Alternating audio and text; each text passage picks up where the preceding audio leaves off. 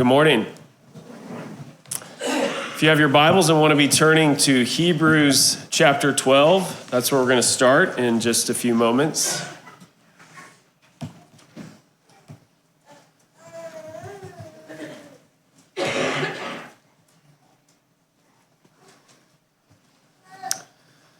What is the most important quality or attribute of a runner?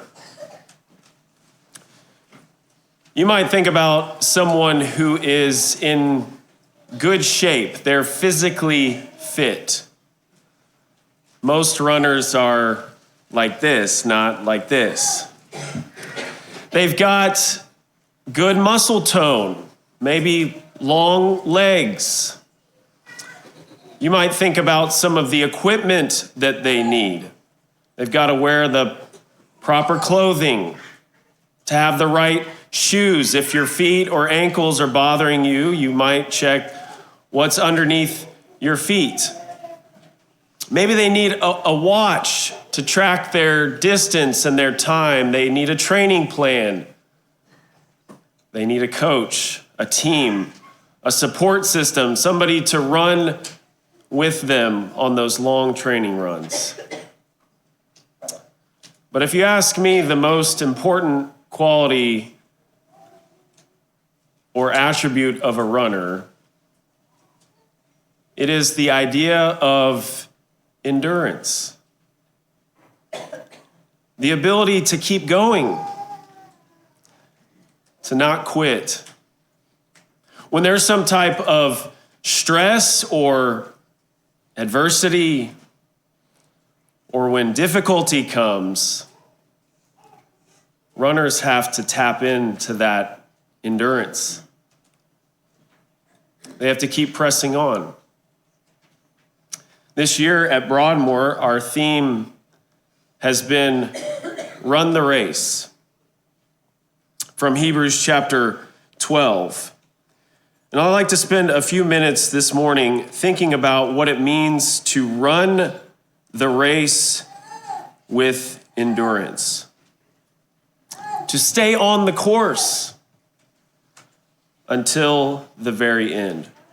Let's read together again from Hebrews chapter 12, beginning in verse 1. It says, "Therefore we also, since we are surrounded by so great a cloud of witnesses, let us lay aside every weight and the sin which so easily ensnares us, and let us run with endurance the race that is set before us." The writer talks about laying aside every weight. He says that we are to put away whatever might be hindering us or slowing us down and run with endurance. The NIV translates that word as perseverance. To continue on. What are the chances of winning a race if you don't finish? You got to stay on the course. You've got to keep going. You've got to cross the finish line in order to receive the prize. In Hebrews chapter 10 and verse 35, the writer says this, "Therefore do not throw away your confidence, which has a great reward, for you have need of endurance, so that when you have done the will of God, you may receive what is promised." If we stop running the race, this passage compares it to throwing something away. You ever done that accidentally? There's an important piece of paper that's shoved in the stack with the rest of junk mail, and it gets discarded into the trash. Not on purpose, but we didn't realize that there was something valuable, something significant. And now it's being thrown away.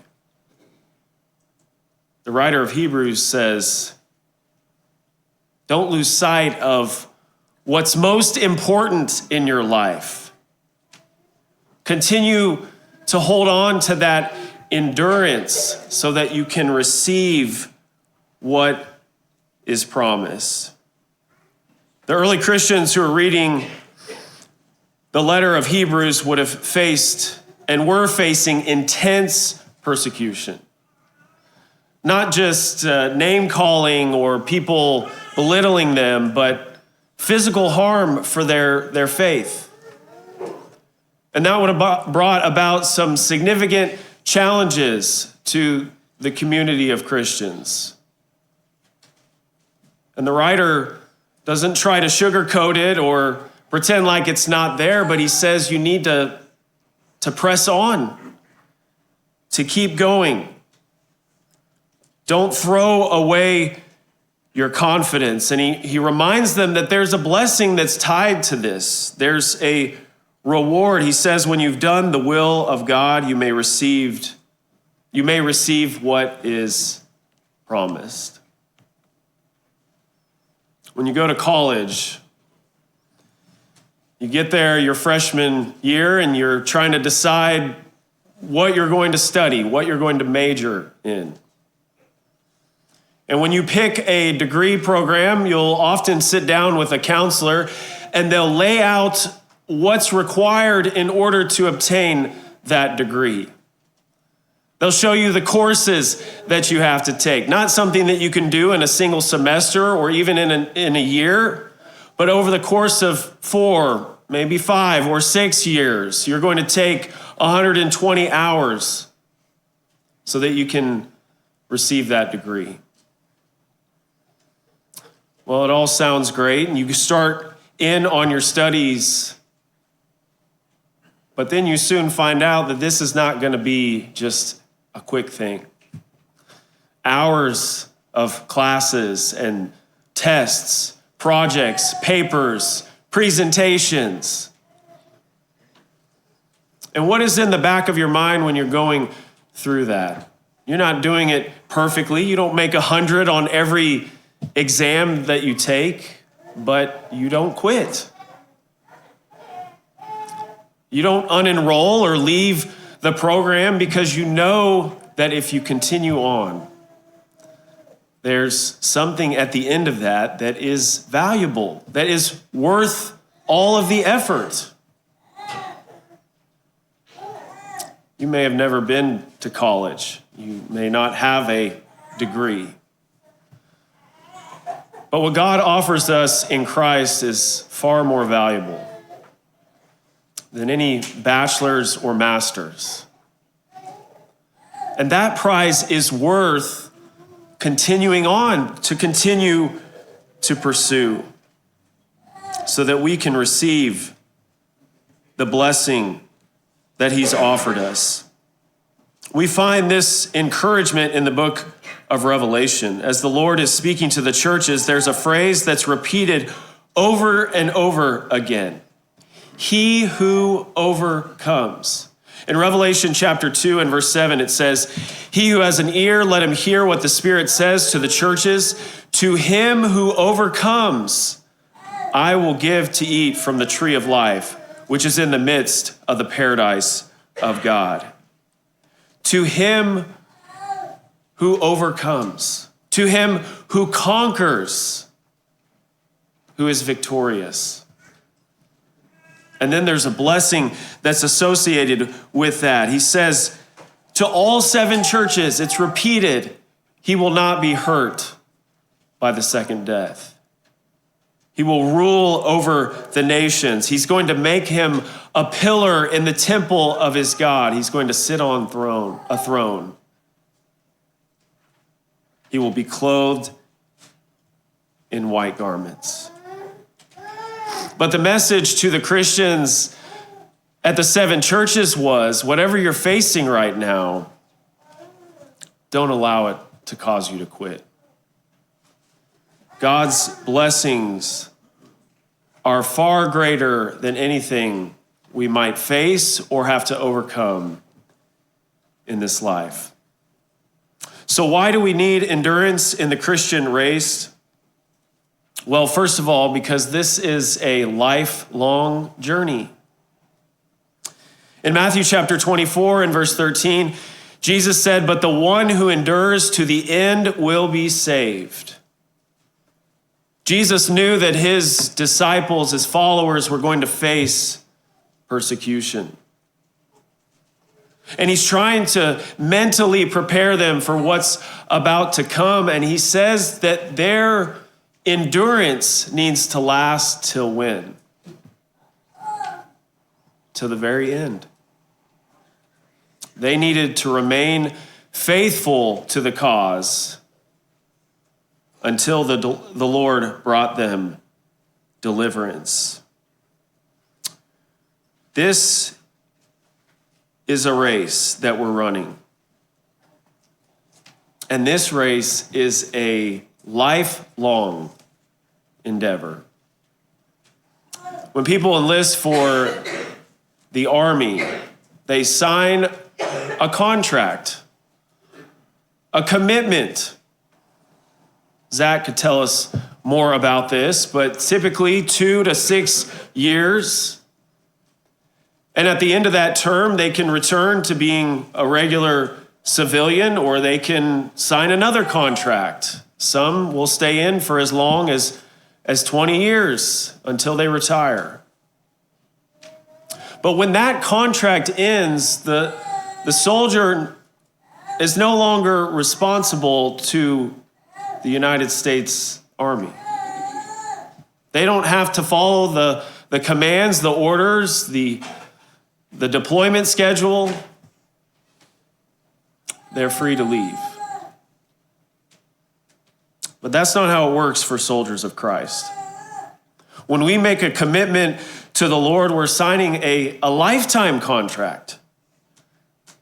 And of course, our service will look different throughout the years. What I did when I was 16 is not the same as what I was doing in my 20s or my 30s or at 40. But we continue to find ways to serve for our entire life. When I think about lifelong service, an example that comes to mind is from the life of Abraham. From the time that God called him in Genesis chapter 12, he told him to leave his family, to go out from his country where he was staying to a land that he would show him. And all that Abraham went through, all that he faced, we read about him in Genesis 24 as his sons Isaac and Ishmael come to bury him. We find a man that is still full of faith, trusting in God. Abraham wasn't perfect. He had moments of doubt, periods of his life where he relied on his own strength instead of the Lord, but he never quit. He stayed on the path. He continued to put his faith in God. And he knew that his purpose, his meaning, his direction in life came from his connection to God, and he wasn't willing to put that away. We need endurance because this isn't a sprint. This isn't just a phase of life, like you go to high school or you go to college and then it ends. It's not an era. This is a lifelong commitment. And it's our prayer that we will dwell in the house of the Lord all the days of our life. And to do that, we need endurance. We also need endurance in the Christian race because pain is coming. In John chapter 16 and verse 33, it says, "I have said these things to you, that in me you may have peace. In the world you will have tribulation, but take heart, I have overcome the world." Jesus, again, knew what his followers were going to encounter. He knew that living in this world meant that they would face trouble. adversity, tribulation. And so he's trying to prepare them for what to expect. He lays it out. In this world, here's what you're going to face. There will be trouble, tribulation. There'll be pain that comes. When I was playing sports, I can remember having to go through some intense workouts. The coach would get us in the gym at the end of practice, and he would run us back and forth, again and again. And we get to the end of that, and we felt like we were about to collapse. We'd be standing there, and he'd say, while you're resting, get someone on your back and do 15 squats. And I'd think his idea of rest is way different from my idea of rest. But why was he doing that? Coach used to say, I want you to get comfortable with being uncomfortable. I want you to know what it feels like to be breathing heavy, to have a stitch in your side, to be in pain. So that when the fourth quarter comes, when you're at the end of the race, you can work through that. You can keep going. He understood that pain was coming. It was to be expected. And yet the greatest athletes continue to push through that. When I think about someone in the Bible who endured pain, I think about the Apostle Paul. He was thrown into prison, beaten. He had to go without food and was left in the cold without necessities. He was betrayed and left and forsaken. At the end of the book of Acts in chapter 21, Paul goes to stay with the Christians at Caesarea. He's at the house of Philip the evangelist, and while there, a prophet named Agabus comes and tells Paul that he is going to be arrested if he continues on to Jerusalem. And when the Christians hear this, they get upset and they try to persuade Paul not to go. They say, don't do it. But even with trouble coming, Paul was determined to do the will of the Lord. He knew pain was coming, and yet he pushed through. And the reminder for us is that life is not meant to be heaven on earth. It may not be in the form of persecution like what Paul faced. But all of us living in a broken world will at some point face tragedy, loss, sickness, or injustice.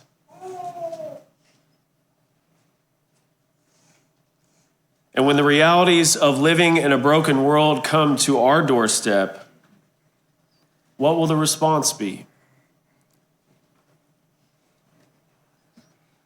Paul would say we have to keep going.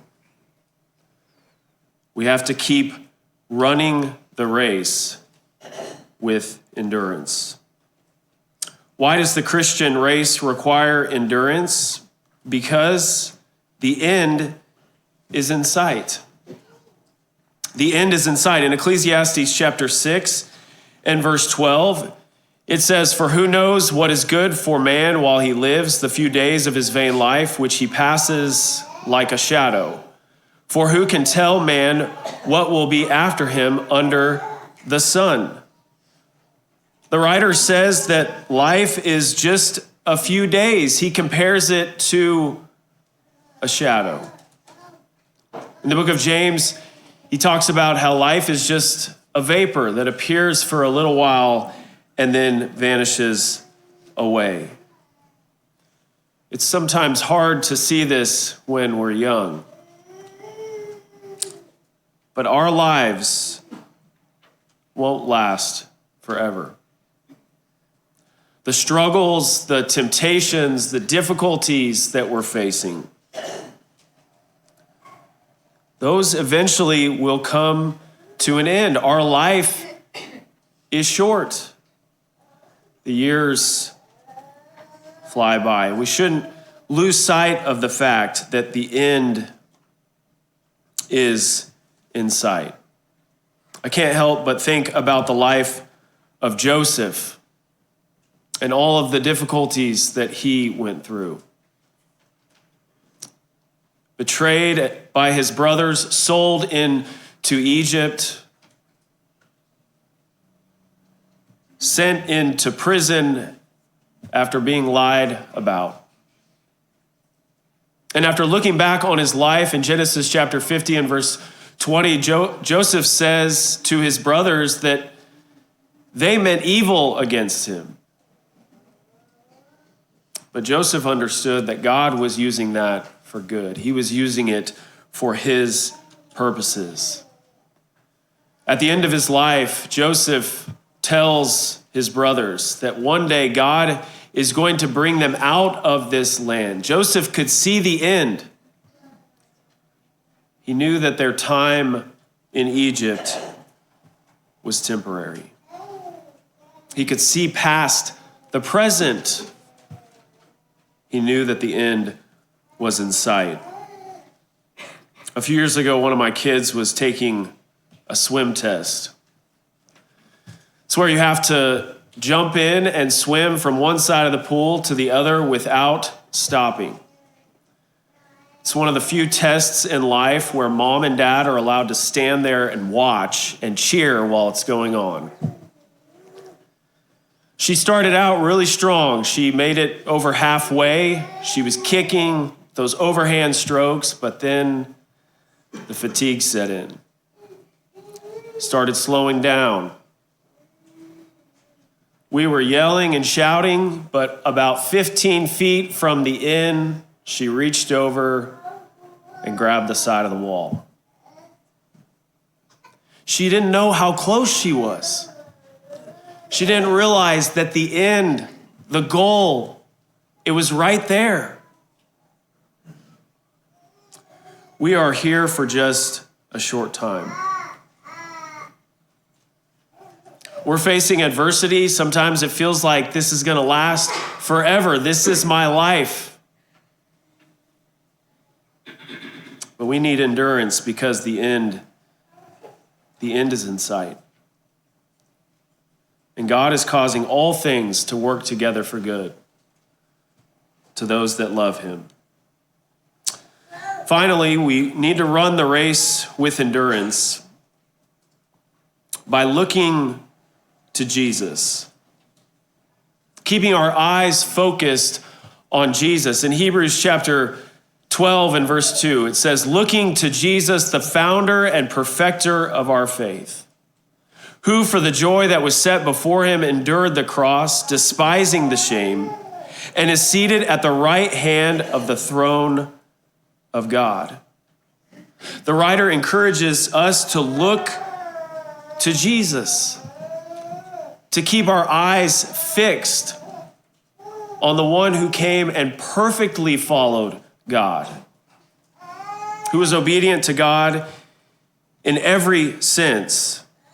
He was humble, even though he was with God and had all glory and power and a position of great reverence and praise. He gave that up in order to come and live as a man, to be born as a child, to face difficulties and hardships and temptations, the same things that we experience.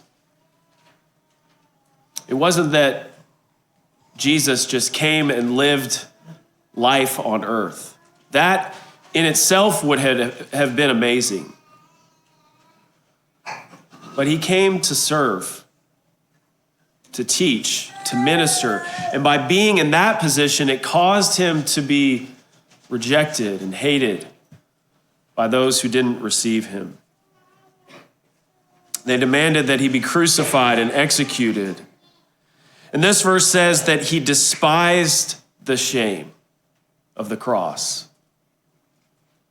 He saw it as insignificant, as incomparable to the glory, to the blessing that God was going to offer to him. That's the example, the model that we need to keep our eyes fixed on.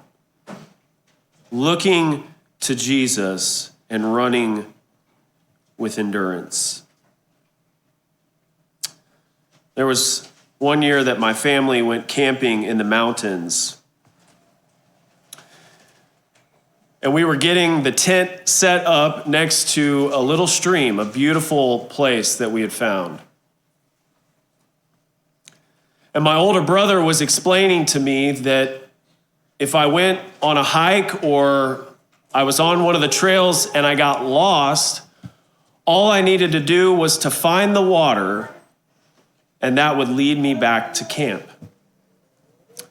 I generally did not trust anything that my older brother would tell me. And so I looked at Dad, and he nodded and said, "Follow the stream and it'll lead you back to our home." Jesus is the founder and perfecter of our faith. When we keep our eyes fixed on him,